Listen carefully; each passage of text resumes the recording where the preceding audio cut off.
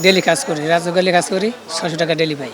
তো 600 ডেলি আমার ঘরে 5 জন খাওয়াইয়া বাসা ভাড়া দিয়ে আমাদের কষ্ট হয়ে যায়, চলাফেরা কষ্ট হয়ে যায়।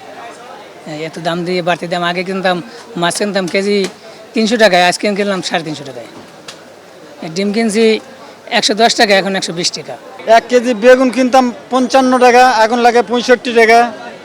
1 কেজি আলু কিনতাম আগে 17 টাকা, এখন আলু কিনতে লাগে 25 টাকা। 1 কেজি পেঁয়াজ কিনতে লাগে মনে করেন 55 টাকা, এখন লাগে 65 টাকা। এই ধরনের চালের বাজার মনে করেন যে 70 থেকে 72 টাকা। আমাদের মোটা গরিব, সাধারণ গরিব মানুষের মোটার জন্য 70-72 টাকা চাল।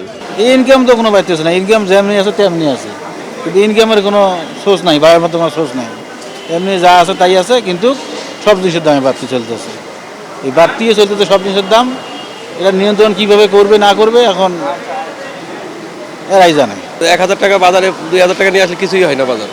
কাঁচা তরকারির দামও বেশি, মনে করেন যে শসা কাতা মনে করেন 50 টাকা কেজি, এখন 80 টাকা 90 টাকা কেজি।